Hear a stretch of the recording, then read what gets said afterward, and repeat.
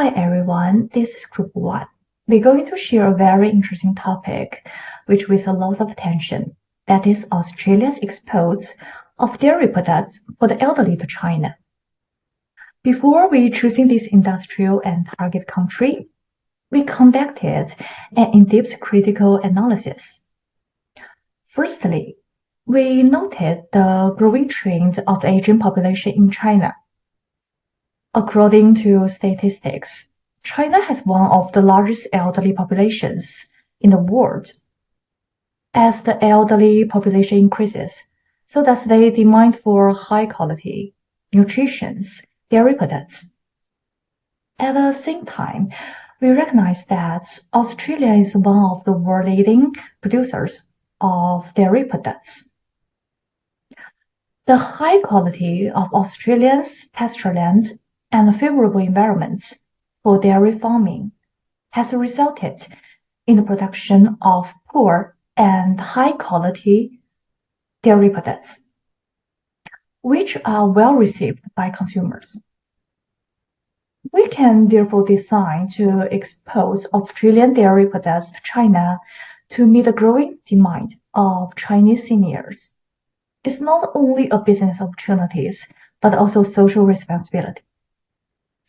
By providing high quality of dairy products, we can improve the dietary nutrition of the elderly and also enhance the quality of the elderly. So now, just follow us as we into this exciting project and learn how we turn this idea into reality. Crisis of confidence in local Chinese dairy products and the dominance of foreign brands are major issues affecting China's dairy industry. The crisis began with the melamine scandal in 2008, when the toxic chemical melamine was found in infant formula produced by Chinese companies. As a result of the crisis, many Chinese consumers have lost confidence in domestically produced dairy brands and are turning to foreign brands for safer alternatives, such as those from countries with good food safety reputations, like Australia, which have seen a significant increase in demand in China. So Australian dairy companies can take advantage of the confidence crisis in China's dairy industry to open up the Chinese market. Australian dairy companies emphasize their adherence to strict safety and quality standards. They emphasize their clean, green image and the strict regulations that govern the Australian dairy industry. Secondly, the emphasis on product traceability ensures that consumers can track dairy products from farm to fork, which helps build trust and confidence among Chinese consumers.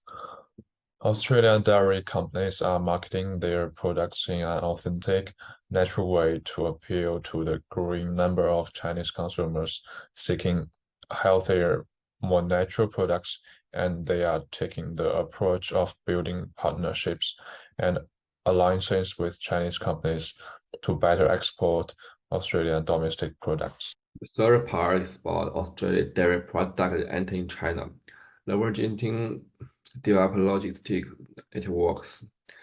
First, China boasts one of the world's most advanced logistics networks. The country have heavily invested in infrastructure, technology, and the process to enhance efficiency and connectivity. Third, China's comprehensive logistic infrastructure. China logistics infrastructure includes extensive road, rail, air, and sea networks.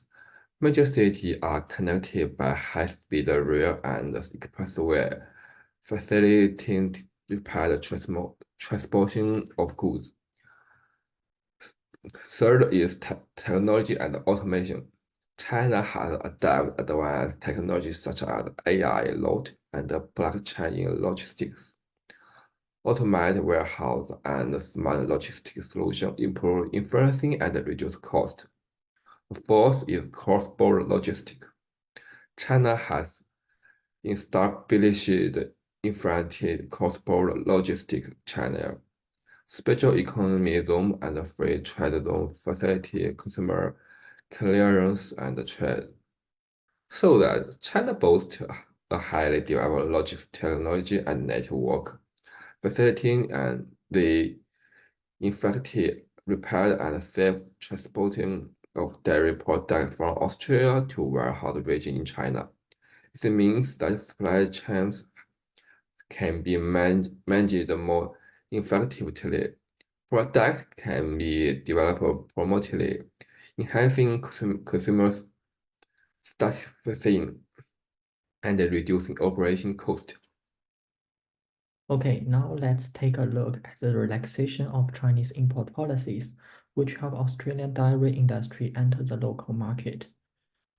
First, the Australian-China Free Trade Agreement, FTA, effective since 2015, has been crucial in facilitating the entry of Australian dairy products into the Chinese market. This agreement has progressively eliminated tariffs across all Australian dairy products, set to be completed by 2026. Next, the FTA also leaves the Australian dairy a more competitive price. This agreement not only promotes trade flow, but also provides a solid foundation for the sales and brand building of Australian dairy products in China. Such free trade agreements allow Australian dairy products easier access to the Chinese market, thus increasing export volume and market share. Furthermore, the rules and standards within free trade zones are often unified, which helps to reduce legal and administrative barriers in cross-border transactions, further facilitating trade cooperation between the two sides.